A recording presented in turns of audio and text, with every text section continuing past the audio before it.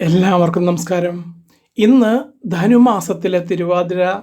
ഇത് പ്രത്യേകിച്ച് നമ്മുടെ കേരളീയ സ്ത്രീകളെ സംബന്ധിച്ചിടത്തോളം അതിപ്രധാനമായ ഒരു ദിവസമാണ്.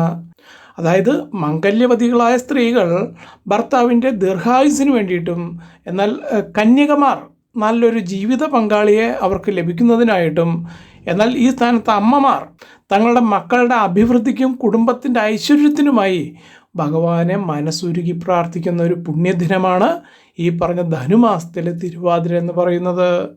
അതായത് ഇതിൻ്റെ കൃത്യമായ സമയം എന്ന് പറയുന്നത് ഇന്ന് പൗർണമി ആയതുകൊണ്ട് ഇന്ന് നിങ്ങൾ സന്ധ്യയ്ക്ക് നിലവിളക്ക് തെളിക്കുന്ന ആ ഒരു സമയമാണ് ധനുമാസ തിരുവാതിരയുടെ ഏറ്റവും പ്രധാനമായ ആ ഒരു സമയം. അതുകൊണ്ട് ഈ ഒരു സമയത്തിനാണ് നമ്മൾ ഏറ്റവും കൂടുതൽ പ്രാധാന്യം ഇന്നേ ദിവസം കൊടുക്കേണ്ടത്. പറയാൻ കാരണം ഇത് ശ്രീ പരമേശ്വരൻ്റെ ജന്മനാളും അതുപോലെ തന്നെ പാർവതി ദേവി ഭഗവാനെ ഭർത്താവായി ലഭിക്കാൻ കഠിന തപസ് ചെയ്ത് വിജയിച്ച ദിവസവുമാണ് ഈ പറയുന്ന ധനുമാസത്തിലെ ഈ തിരുവാതിര നാളായിട്ട് ഭക്തന്മാർ ആഘോഷിക്കുന്നത്. അതുകൊണ്ട് തന്നെ ഇന്നത്തെ ഈ പ്രത്യേക വീഡിയോയിൽ തിരുവാതിര ദിവസം കുടുംബത്തിൽ സർവ്വ ഐശ്വര്യത്തിനായി എന്തൊക്കെ കാര്യങ്ങൾ നിങ്ങൾ കുടുംബിനികൾ ശ്രദ്ധിക്കണം എന്നതിനെക്കുറിച്ച് വളരെ വിശദമായി നമുക്കൊന്ന് നോക്കാം. അതുപോലെ തന്നെ മറ്റൊരു പ്രധാനപ്പെട്ട കാര്യം പറയാനുള്ളത്, ഇന്ന് തിരുവാതിര ആയത് കാരണം വൈകുന്നേരം ദീപാരാധനയ്ക്ക് ശേഷം താഴെ പറയാൻ പോകുന്ന വിശേഷാൽ പൂജകൾ ഇവിടെ ചെയ്യുന്നുണ്ട്. അതിലേക്ക് നിങ്ങളുടെ പേരും ജന്മനക്ഷത്രവും തരുമ്പോൾ ഇപ്പോൾ ഈ പറയാൻ പോകുന്ന ഏത് പൂജയിലേക്കാണ് നിങ്ങൾ ഉൾപ്പെടുത്തേണ്ടത് ആ പൂജയിലേക്ക് എന്ന് കാണിച്ചുകൊണ്ട് തന്നാൽ അതിലേക്ക് നിങ്ങളുടെ പേരും ജന്മനക്ഷത്രവും ഉൾപ്പെടുത്തി ആത്മാർത്ഥമായി പ്രാർത്ഥിക്കുന്നതാണ്. ഇതിൽ ഒന്നാമത്തേത് ഉമാമഹേശ്വര പൂജ. ഇതിവിടെ പുഷ്പാഞ്ജലി ആയിട്ടാണ് ചെയ്യുന്നത്. അതായത് പ്രധാന വിഗ്രഹത്തിന് പുറമെ ശിവപാർവതിമാരുടെ ഫോട്ടോ വെച്ച് പൂജകൾ ചെയ്യുന്ന ആ ഒരു രീതിയാണ് ഈ പറഞ്ഞ രീതി. ഇതിൽ നിങ്ങളുടെ പേരും ജന്മനക്ഷത്രവും നിങ്ങൾക്ക് ഉൾപ്പെടുത്താനായാൽ വരും ദിവസങ്ങളിൽ നിങ്ങളുടെ കുടുംബ ബന്ധങ്ങളിലെ ദാമ്പത്യ കലഹങ്ങൾ മാറാനും ഭർത്താവിനും ഭാര്യയ്ക്കുമിടയിൽ സ്നേഹവും ഐക്യവും വർദ്ധിക്കാനും അതുപോലെ തന്നെ കുടുംബത്തിൽ സമാധാനം നിലനിൽക്കാനും ഏറ്റവും ഉത്തമമായ പൂജയാണ്.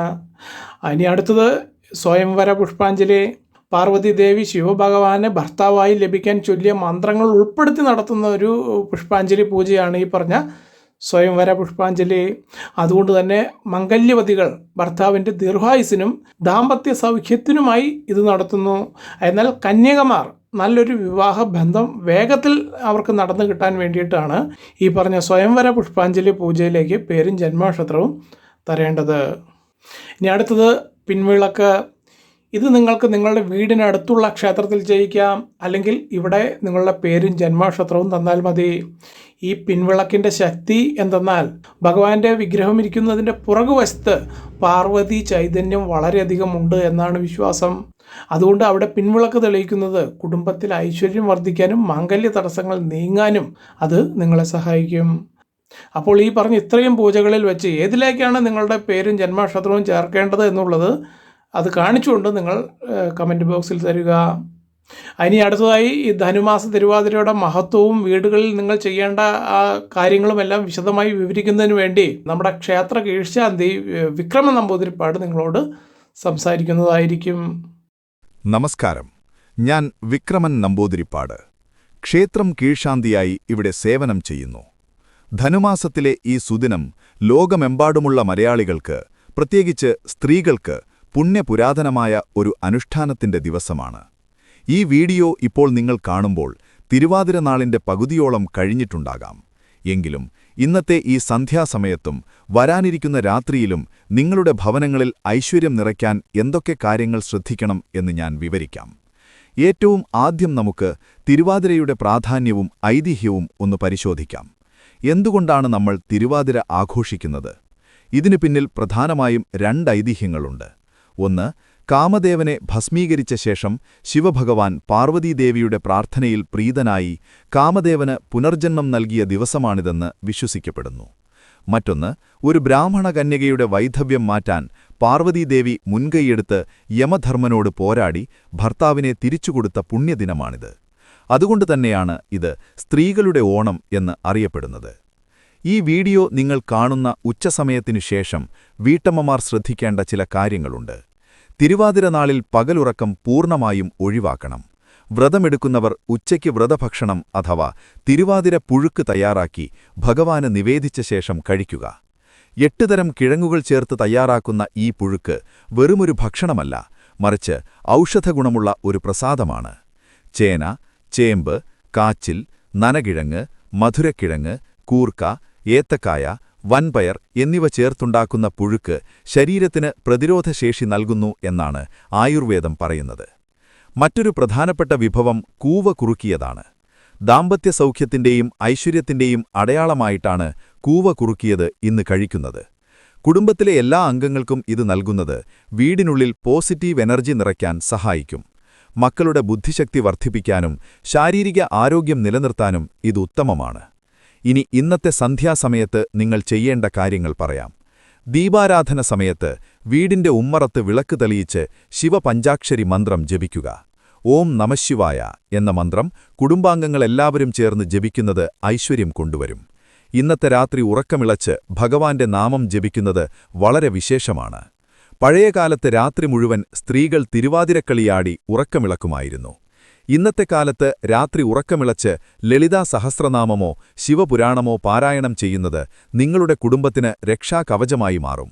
ഇന്നത്തെ രാത്രിയിലെ ഏറ്റവും വലിയ അനുഷ്ഠാനമാണ് പാതിരപ്പൂ ചൂടൽ. ദശപുഷ്പങ്ങൾ തലയിൽ ചൂടി സ്ത്രീകൾ പ്രാർത്ഥിക്കുന്ന ചടങ്ങാണിത്. മുക്കുറ്റി, പൂവാങ്കുറുനില, കറുക, നിലപ്പന, കയ്യോന്നി, വള്ളിയൊടിഞ്ഞ, ചെറൂള, തിരുതാളി, ആനയടിപ്പൻ, കൃഷ്ണക്രാന്തി എന്നിവയാണ് ദശപുഷ്പങ്ങൾ. ഇവ ഓരോന്നും ഓരോ ദേവതകളെ പ്രതിനിധീകരിക്കുന്നു. രാത്രിയിൽ ഈ പൂക്കൾ ചൂടി പ്രാർത്ഥിക്കുന്നത് ദീർഘമംഗല്യത്തിന് കാരണമാകുന്നു എന്നാണ് വിശ്വാസം. തിരുവാതിര വ്രതം നോക്കുന്ന സ്ത്രീകൾക്ക് ഭർത്താവിന്റെ ദീർഘായുസ്സിനായി വീട്ടിലിരുന്ന് ജപിക്കാവുന്ന ലളിതമായ ഒരു മന്ത്രം ഞാൻ പറഞ്ഞുതരാം. ഓം സ്വയംവര പാർവത്യൈ നമഃ. ഈ മന്ത്രം കഴിയുന്നത്ര തവണ ജപിക്കുന്നത് ദാമ്പത്യത്തിലെ എല്ലാ തടസ്സങ്ങളും നീക്കാൻ സഹായിക്കും. അതുപോലെ തന്നെ മക്കളുടെ അഭിവൃദ്ധിക്കായി സരസ്വതീ മന്ത്രമോ ദക്ഷിണാമൂർത്തി മന്ത്രമോ ഈ പുണ്യദിനത്തിൽ കുട്ടികളെക്കൊണ്ട് ജപിപ്പിക്കുന്നത് വളരെ നല്ലതാണ്. തിരുവാതിര നാളിൽ നിങ്ങൾ നൽകുന്ന ദാനധർമ്മങ്ങൾക്കും ഇരട്ടി ഫലമുണ്ട്. അടുത്തുള്ള ക്ഷേത്രത്തിൽ ഒരു വിളക്ക് തെളിവിക്കാനോ അല്ലെങ്കിൽ വിശക്കുന്ന ഒരാൾക്ക് ഭക്ഷണം നൽകാനോ സാധിച്ചാൽ അത് വലിയ പുണ്യമാണ്. വീഡിയോയുടെ തുടക്കത്തിൽ പറഞ്ഞതുപോലെ ഇവിടെ നടക്കുന്ന ഉമാമഹേശ്വര പൂജയിലും സ്വയംവര പുഷ്പാഞ്ജലിയിലും പങ്കുചേരുന്നതുവഴി നിങ്ങൾക്ക് മാനസികമായ സമാധാനവും കുടുംബ ഐശ്വര്യവും ലഭിക്കും എന്നതിൽ യാതൊരു സംശയവുമില്ല. അവസാനമായി ഒരു കാര്യം കൂടി ഓർമ്മിപ്പിക്കട്ടെ. വിശ്വാസമാണ് എല്ലാത്തിന്റെയും അടിസ്ഥാനം. ശുദ്ധമായ മനസ്സോടും ഉറച്ച ഭക്തിയോടും കൂടി നിങ്ങൾ ചെയ്യുന്ന ഓരോ ചെറിയ കാര്യവും ഭഗവാൻ കൈക്കൊള്ളും. ഈ ധനുമാസ തിരുവാതിര നിങ്ങളുടെയും നിങ്ങളുടെ കുടുംബത്തിന്റെയും ജീവിതത്തിൽ വലിയ മാറ്റങ്ങൾ കൊണ്ടുവരട്ടെ എന്ന് ഞാൻ പ്രാർത്ഥിക്കുന്നു. ശിവശക്തി അനുഗ്രഹം എല്ലാവരിലും ഉണ്ടാകട്ടെ. നന്ദി, നമസ്കാരം.